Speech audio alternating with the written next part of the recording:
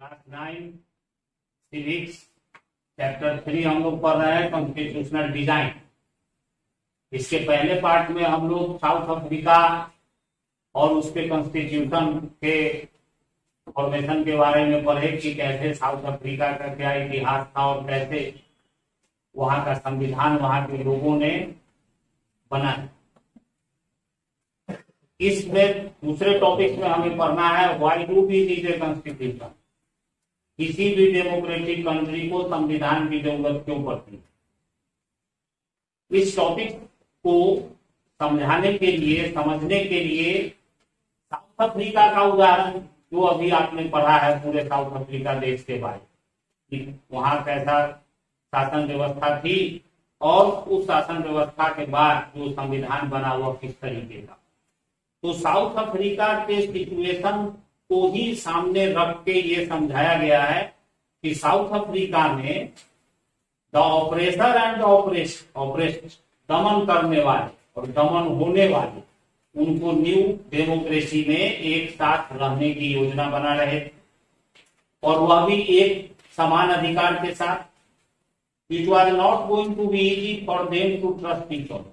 जो दो कम्युनिटी इतने लंबे समय से दुश्मनी के भाव में रही हो, जो एक दूसरे को दुश्मन समझ के रहे हो लंबे समय तक, उनको एक दूसरे पर विश्वास करना आसान नहीं था। They had there fear. दोनों कम्युनिटी व्हाइट और ब्लैक दोनों की अपनी समस्याएं थी, दोनों को कुछ डर था। क्या डर था कि वे दोनों कम्युनिटी अपने हितों की रक्षा चाहती, safe guard of their interest, अपने हितों की रक्षा चाहती थी। संवैधानिक कॉन्स्टिट्यूशनल सेफ गार्ड चाहती थी कि संविधान ऐसा बने जिसमें उनके हितों के साथ कॉम्प्रोमाइज नहीं किया जाए। ब्लैक यह मान के चलते थे कि संविधान ऐसा होना चाहिए जिसमें डेमोक्रेसी का जो सिद्धांत है मेजोरिटी रूल, बहुमत का शासन, majority rule can not be compromise, बहुमत के शासन पर समझौता नहीं हो सकता। यानी ब्लैक कम्युनिटी एक ऐसे कॉन्स्टिट्यूशन का निर्माण चाहती थी जिसमें डेमोक्रेटिक प्रिंसिपल के अनुसार मेजोरिटी रूल का प्रोविजन हो कि जो बहुमत में आए इलेक्शंस के बाद उन्हें सरकार बनाने का मौका मिले। जबकि दूसरी, क्योंकि ब्लैक मेजोरिटी में थे संख्या में, व्हाइट माइनॉरिटी में थे, लेकिन 1990 के पहले वो माइनॉरिटी में रहते हुए भी मेजोरिटी कम्युनिटी पर शासन करते थे। दूसरी तरफ व्हाइट लोगों का अपना चिंता था, उनकी चिंता थी कि the white minority was keen to protect its privilege and property. White जो माइनॉरिटी था, अल्पसंख्यक था साउथ अफ्रीका का, वह अपनी सुविधाओं जो उनको प्रिविलेज मिले हुए थे और जो उनकी संपत्ति थी दोनों की सुरक्षा चाहते। वह एक ऐसा संविधान चाहते थे जिसमें उन्हें जो पहले से सुविधाएं मिली हुई है वो समाप्त भी नहीं हो और उनकी संपत्ति को भी कोई छीन नहीं सके, ले नहीं सके।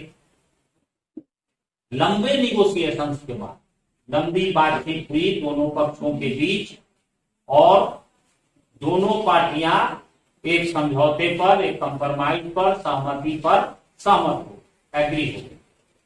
व्हाइट इस बात पर एग्री हुए कि प्रिंसिपल ऑफ मेजोरिटी रूल, इस सिद्धांत पर है पूरे सहमत हो गए कि हाँ डेमोक्रेसी का जो सिद्धांत है मेजोरिटी रूल उसका फॉलो किया जाएगा और वन पर्सन वन वोट के थ्योरी को इंट्रोड्यूस किया जाएगा। इस पर व्हाइट सहमत हो गए। They also agree to accept some basic rights for the poor and the workers. जो गरीब और जो मजदूर थे उनके मूलभूत अधिकारों पर भी सहमत हो गए white. The black agreed that majority rule would not be absolute। और काले लोग इस बात पर सहमत हुए कि मेजोरिटी रूल निरंकुश नहीं है। यानी ब्लैक मेजोरिटी, जब यह स्वाभाविक था कि दक्षिण अफ्रीका में ब्लैक मेजोरिटी में थे तो रूल उन्हीं का होता, तो वे इस बात पर सहमत हुए कि उनका रूल एब्सोल्यूट नहीं होगा, निरंकुश नहीं होगा, एक तरफा नहीं होगा। यानी व्हाइट लोगों के साथ शासन किसी भी तरह का भेदभाव नहीं करेगा। They agreed that the majority would not take away the property of white minority। और ब्लैक इस बात पर सहमत हुए कि काले लोग गोरे लोगों की संपत्ति को नहीं छीनेंगे, उनके पास जो संपत्ति है उनकी रहेगी। This compromise was not easy, ऐसा सहमति, ऐसा समझौता आसान नहीं था। How was this compromise going to be implemented, ये सभी जो समझौते सहमति दोनों पक्षों के बीच बने, इसको लागू कैसे किया जा सकता था। What was the guarantee that this trust will not be broken in future, इस बात का क्या गारंटी था कि यह जो अभी आपस में दोनों कम्युनिटी के बीच जो विश्वास बना है, जो एक दूसरे पर विश्वास जगा है, वह फ्यूचर में कैसे कायम रहेगा। The only way to build and maintain trust in such a situation is to write down some rules of the game that everyone would abide by। और इस प्रॉब्लम का एक ही समाधान कि कुछ नियम कानून को, रूल्स को लिख दिया, उनको लिखित कर दिया जाए कि जिस तरह खेल में रूल्स होते हैं और खेलने वाली दोनों टीमें उस रूल्स को फॉलो करती हैं, इसलिए दोनों समुदायों के विश्वास को बनाने में और उनको फ्यूचर में बरकरार रखने के लिए जरूरी था कि कुछ बेसिक रूल्स को लिख दिया जाए जिसे दोनों कम्युनिटी हमेशा पालन करें और कोई भी एक कम्युनिटी इस रूल्स को चेंज नहीं कर सकती। These rules also determine what the elected governments are empowered to do। यह कानून क्या होना चाहिए कि चुनी गई सरकारों के पास क्या अधिकार होगा, and what they can not do, और कौन सा काम वो नहीं कर सकते हैं। Finally these rule decide the rights of the citizen, और यह कानून नागरिकों के अधिकार का भी निर्णय करते हैं कि नागरिकों को कौन कौन से अधिकार है। These rules will work only if the winner cannot change them very easily, और ऐसे कानून तभी चल सकते हैं लंबे समय तक जब जीतने वाला या जो चुनाव में जीते, जो रूलिंग पार्टी हो, उसको आसानी से चेंज नहीं कर सके। They also agreed that these rules will be supreme। दोनों कम्युनिटी इस बात पर भी सहमत हुए कि यह रूल ही सर्वोच्च होगा, इस रूल से ऊपर कोई नहीं होगा। That no government will be able to ignore these, और कोई भी सरकार इस रूल्स को नजरअंदाज करने में सक्षम नहीं होगी, यानी गवर्नमेंट को यह अधिकार नहीं होगा कि वो कॉन्स्टिट्यूशन में लिखे रूल्स को इग्नोर कर सके। This set of basic rules is called a constitution।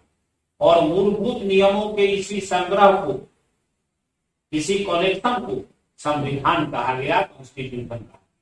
किसी भी देश का कॉन्स्टिट्यूशन बेसिक रूल्स का सेट भी होगा, जिस बेसिक रूल्स के द्वारा किसी भी देश में शासन व्यवस्था चलाई जाए। कहता है कि constitution making is not unique to South Africa, every country has diverse group of people. संविधान का निर्माण करना साउथ अफ्रीका में कोई यूनिक काम अकेला साउथ अफ्रीका में ही नहीं, दुनिया के तमाम देशों में डाइवर्स पीपुल, विभिन्न तरह के लोग रहते हैं, विभिन्न जाति के, विभिन्न धर्म के, विभिन्न कल्चर के।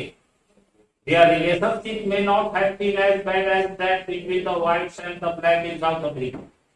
जिस तरह गोरे और कालों के बीच रिलेशन साउथ अफ्रीका में अच्छा नहीं रहा, ऐसा हो सकता है कि ऐसा रिलेशन दुनिया के दूसरे देशों में नहीं हो, लेकिन डाइवर्स पीपुल दुनिया के तमाम देशों में। But all over the world people have differences of opinion and interest।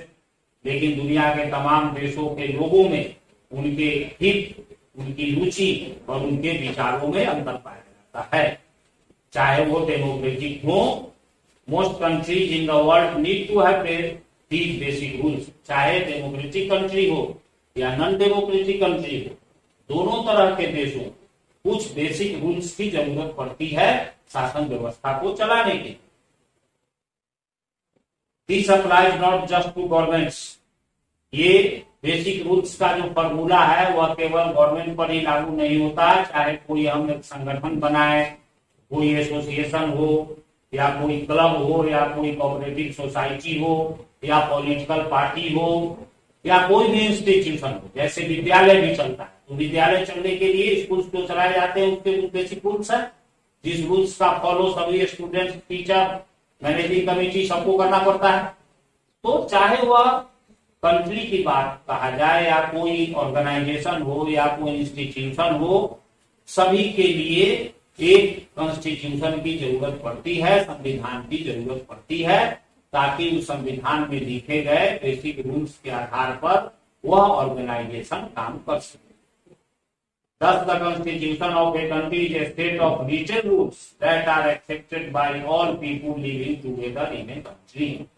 वही लिखा है कि किसी भी देश का संविधान एक लिखित कानूनों का सेट होता है जिसे उस देश के सभी लोग एक साथ रहने वाले उसको एक्सेप्ट करते हैं। Constitution is the supreme law that determines the relationship among people living in a territory called citizens and also the relationship between the people. संविधान सबसे सर्वोच्च कानून होता है जो किसी भी क्षेत्र में रहने वाले नागरिकों के बीच के रिलेशन को डिटरमाइन करता है, सुनिश्चित करता है, और उस देश के नागरिक और सरकार के बीच के रिलेशनशिप को भी डिटरमाइन करता है। इसके अलावा कॉन्स्टिट्यूशन की आवश्यकता क्यों है, और भी बहुत सारी चीजें हैं। पहला, each generates a degree of trust and coordination that is necessary for different kind of people to live together. विभिन्न तरह के लोगों को एक साथ रहने के लिए जो सहयोगिता और विश्वास, सहभागिता की जरूरत होती है, कॉन्स्टिट्यूशन इस बात को जनरेट करता है, इस बात को उत्पन्न करता है कि सभी लोग सद्भाव के साथ विभिन्न तरह के लोग एक देश में रह सकते। दूसरा, it specifies how the government will constitute.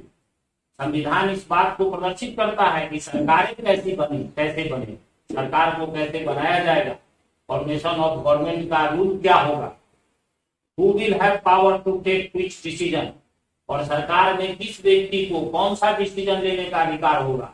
ये सारी चीजें भी संविधान के द्वारा ही सुनिश्चित की जा सकती है, इसलिए संविधान जरूरी है।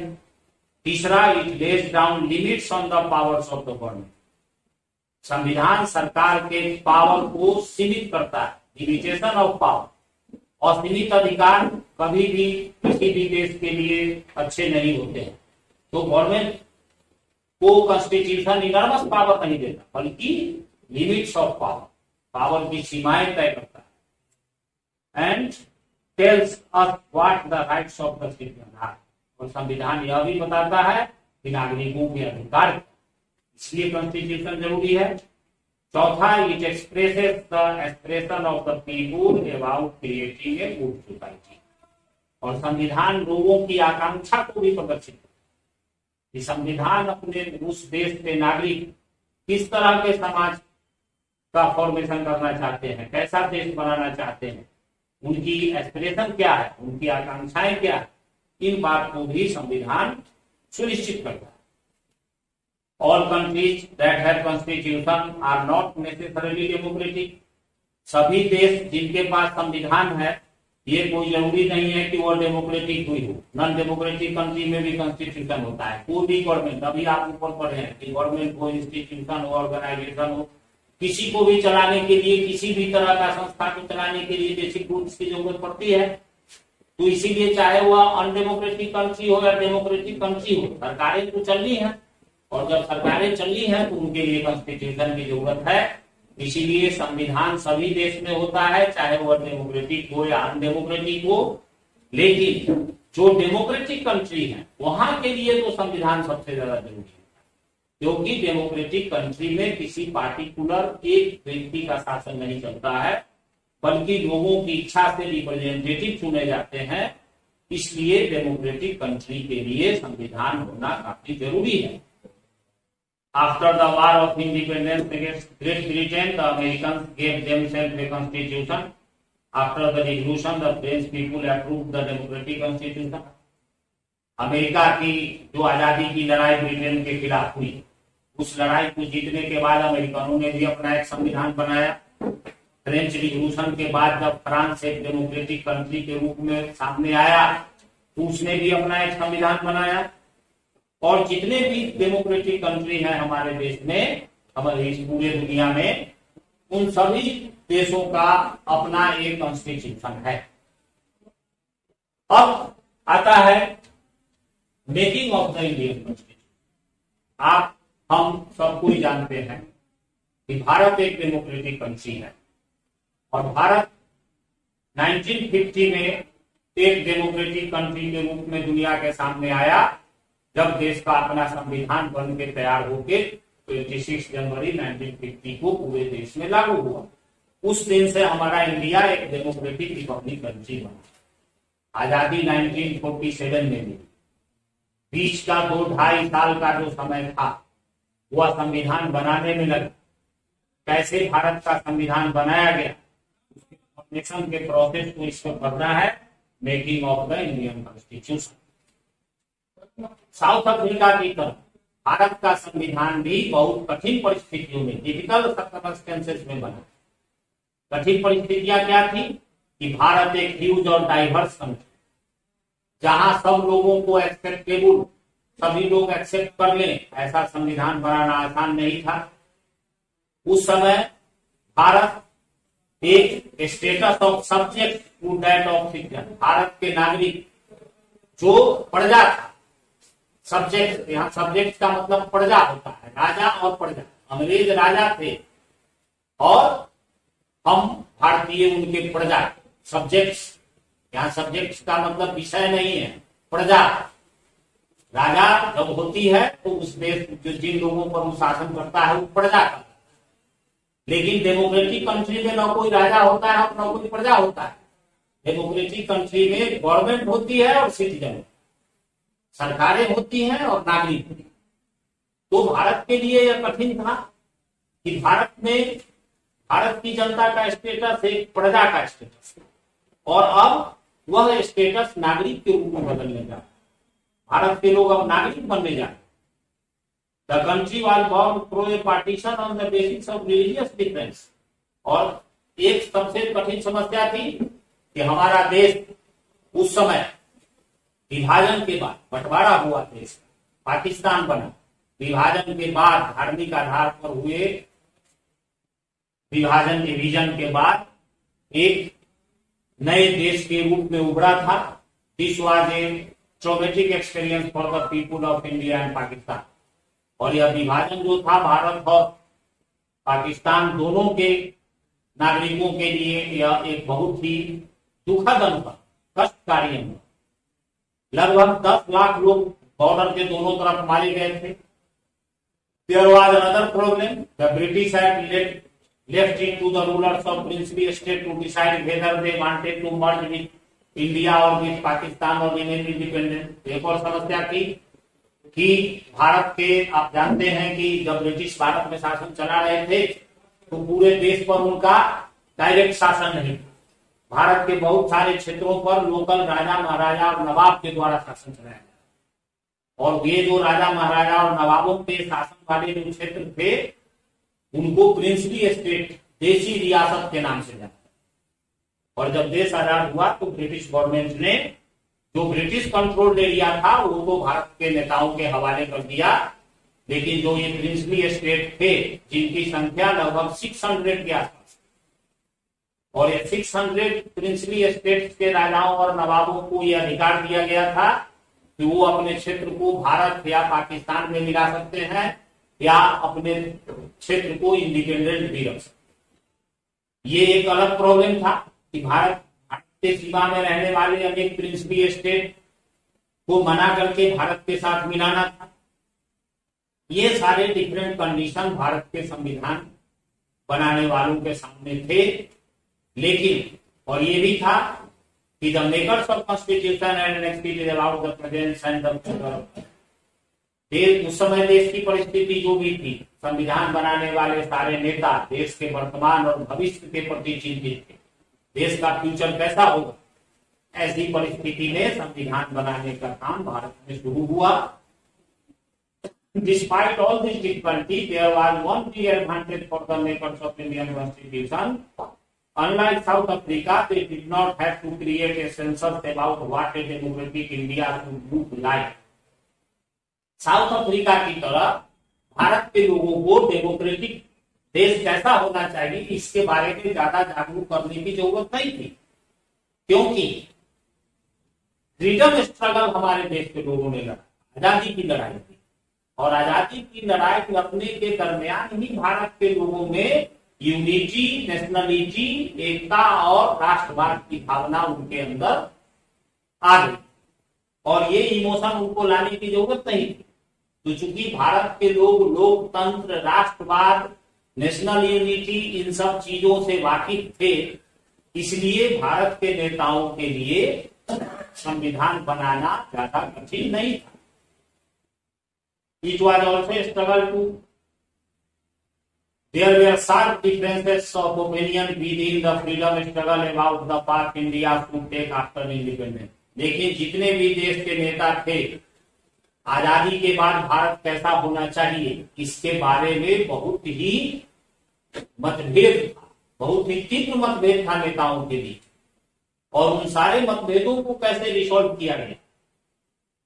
सबसे पहले भारत में साइमन कमीशन 1927 में आया था। उसके बाद मोतीलाल नेहरू और 8 दूसरे कांग्रेस के लीडरों ने मिल करके 1931 में भारत का एक संविधान का ड्राफ्ट बनाया था। सबसे पहले Motilal Nehru, father of mister Jawaharlal Nehru, और कांग्रेस के कराची सेशन में, कराची अभी पाकिस्तान में चला गया, कराची में उस समय कांग्रेस का जो अधिवेशन हुआ था उसमें इस संविधान को रखा गया। बोथ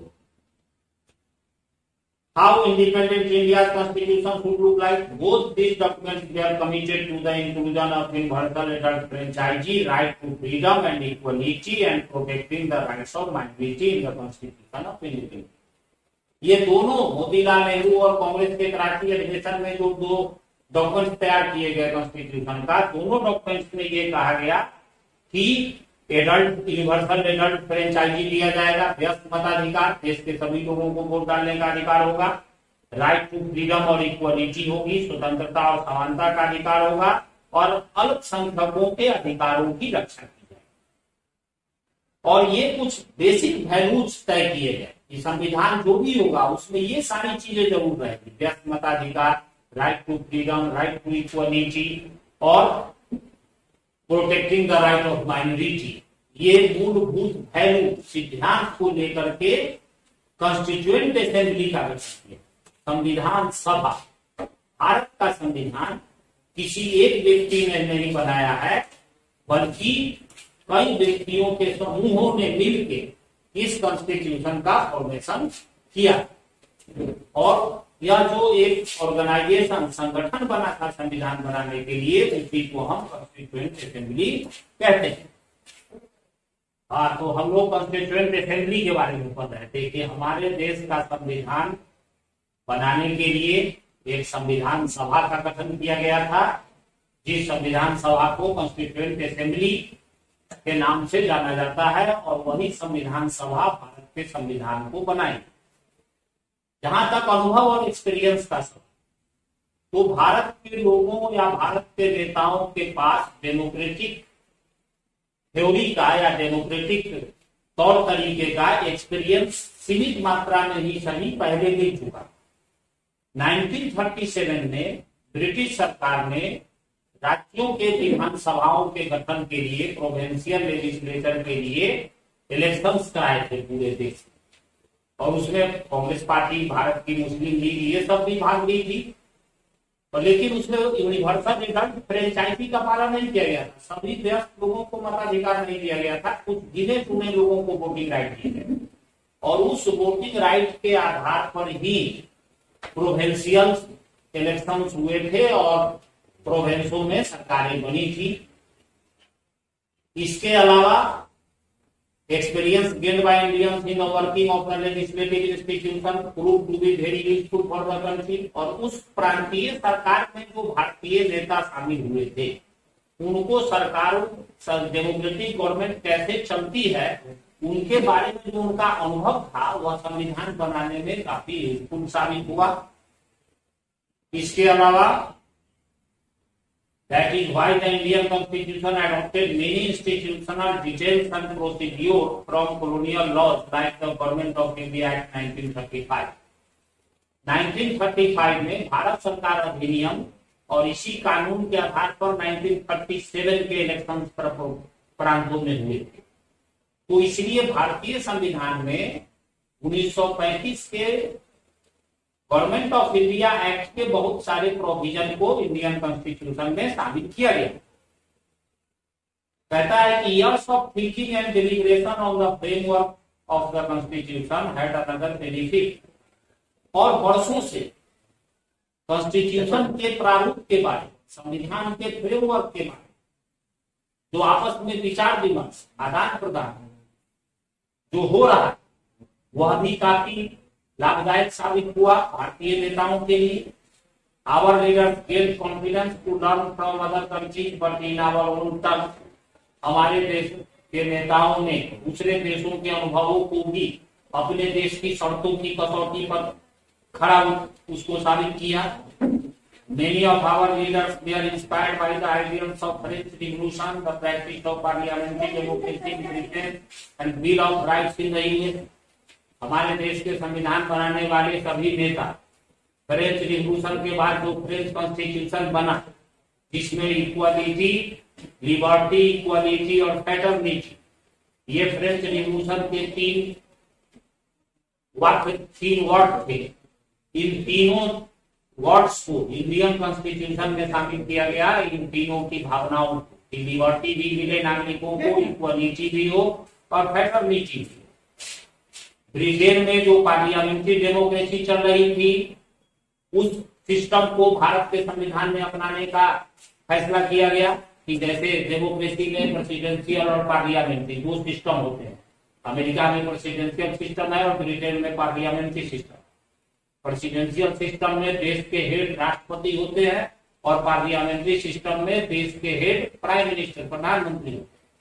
तो हमारा देश ब्रिटेन की तर्ज पर पार्लियामेंट्री सिस्टम का कॉन्स्टिट्यूशन बनाया गया और नागरिकों के अधिकार के बारे में बिल ऑफ राइट्स यूएस के कॉन्स्टिट्यूशन में, अमेरिका के कॉन्स्टिट्यूशन में जो नागरिकों को अधिकार दिए गए थे, उस चीज को भी हमारे संविधान में शामिल किया गया। Yes, they were not simply initiated what they have done. ऐसा नहीं था कि उसको जैसे के तैसा हमारे देश में संविधान में शामिल कर लिया गया, बल्कि हमारे देश के परिस्थितियों के अनुसार जो चीज सुटेबल लगा, हमने हमारा संविधान मूल रूप से ब्रिटेन के संविधान पर आधारित है।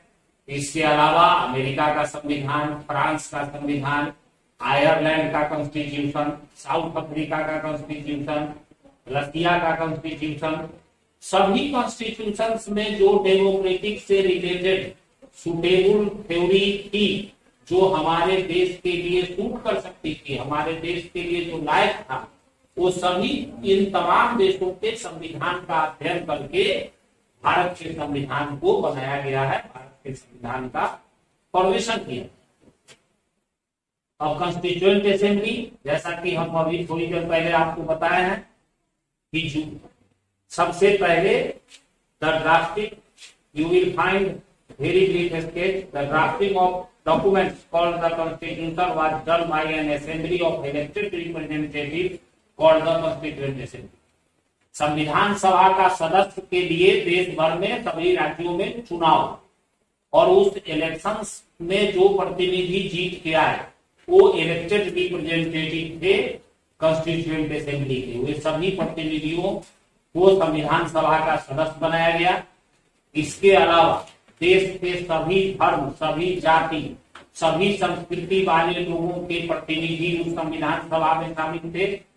इसके अलावा एक्सपर्ट, जितने भी विशेषज्ञ थे, चाहे वो रिलीजियस एक्सपर्ट हो, पॉलिटिकल एक्सपर्ट हो, सोशल एक्सपर्ट हो, ये सभी लोगों को शामिल किया गया कॉन्स्टिट्यूएंट असेंबली के मेंबर के रूप में।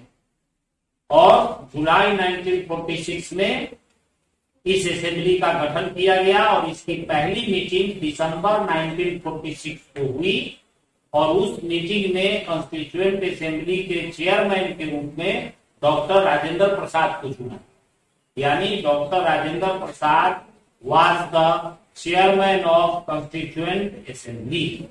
भारत के संविधान सभा के अध्यक्ष या सभापति डॉक्टर राजेंद्र प्रसाद थे और लगभग उसमें संविधान सभा में 299 मेंबर, 299 सदस्य और एक मेंबर हो गए, एक सभापति हो गए डॉक्टर राजेंद्र प्रसाद। यानी अबाउट 300 मेंबर्स की एक कमेटी थी कॉन्स्टिट्यूएंट असेंबली जिसने हमारे देश के संविधान को बनाया। 2 वर्ष 11 महीने 18 दिन भारत के संविधान के बनाने में लगे। जितनी भी चीजें संविधान में लिखी गई हैं सभी बातों पर काफी डिबेट और बहस हुई। इन सब चीजों को भी संविधान के अंत में शामिल किया गया है, जो बहस उसमें हुई थी। और अंत में इस कॉन्स्टिट्यूएंट असेंबली ने संविधान बनाने के लिए एक ड्राफ्टिंग कमेटी का गठन किया और उस ड्राफ्टिंग कमेटी के चेयरमैन बनाए गए डॉक्टर भीमराव अंबेडकर। इसलिए भीमराव अंबेडकर को father of the Indian constitution कहा जाता है। भीमराव अंबेडकर के नेतृत्व में ड्राफ्टिंग कमेटी बनी और इस कमेटी और कॉन्स्टिट्यूएंट ड्राफ्टिंग कमेटी ने संविधान का निर्माण किया और उस संविधान को 26 नवंबर 1949 को कॉन्स्टिट्यूएंट असेंबली ने एक्सेप्ट कर लिया, जो हमारे कॉन्स्टिट्यूशन के प्रिएम्बल में दिया गया। और 26 जनवरी 1950 को यह संविधान पूरे देश में लागू किया। बहुत से देशों ने अपना संविधान लिया। Over the last half a century several groups have questioned some provision of constitution. पिछले 40-50 साल में जो हमारा संविधान से जो हमारे देश में शासन चला, इसके बारे में बहुत सारे सवाल खड़े किए। लेकिन हमारे संविधान बनाने में जो लोग शामिल थे, second reason for accepting the constitution is that the constituent assembly represent the people of India. संविधान सभा भारत के लोगों का प्रतिनिधि था। भारत के हर ग्रुप, हर समुदाय के लोग उसमें शामिल थे। इसलिए उन लोगों के द्वारा ये बनाया गया संविधान को भारत का संविधान शामिल किया गया। ये पूरे टॉपिक्स को आप पूरा रीडिंग देंगे तो ये पता चलेगा कि हमारे संविधान में के बनाने में किन किन चीजों की भावनाओं को ध्यान रखा गया है। और कॉन्स्टिट्यूएंट असेंबली डिबेट्स, इसमें लास्ट में आप देखेंगे कि 114 बैठकें हुई और उसमें डिबेट जो हुआ था, एक एक प्रोविजन संविधान में लिखा गया, उस पर काफी व्यापक डिबेट हुई थी, बहुत हुई। उस डिबेट को भी लीक करके कॉन्स्टिट्यूएंट असेंबली में जो डिबेट हुई थी उसको भी रिटन प्रिजर्व किया गया, लिखित रूप से उसको संरक्षित कर दिया गया। इसलिए कि भविष्य में यदि कॉन्स्टिट्यूशन के किसी प्रोविजन पर सवाल उठे तो उस लाइन लिखने के पीछे क्या मकसद था, उस कॉन्स्टिट्यूएंट असेंबली डिबेट्स को देखने से पता चलता है। और सुप्रीम कोर्ट में यदि कोई क्वेश्चन उठाया जाता है संविधान के किसी प्रोविजन को, तो सुप्रीम कोर्ट उस डिबेट्स को देखती है कि उस प्रोविजन को लिखने में वहां के नागरिक, वहां के सदस्यों ने जो बहस की थी, उस डिबेट्स को पढ़ के सुप्रीम कोर्ट को भी आइडिया मिल जाता है कि संविधान में लिखी गए किसी बातों का क्या है। तो ये इसी को कॉन्स्टिट्यूएंट असेंबली डिबेट्स कहते हैं। बस ये दोनों टॉपिक्स खत्म हो गया। इस पे एक टॉपिक्स और बचा है जो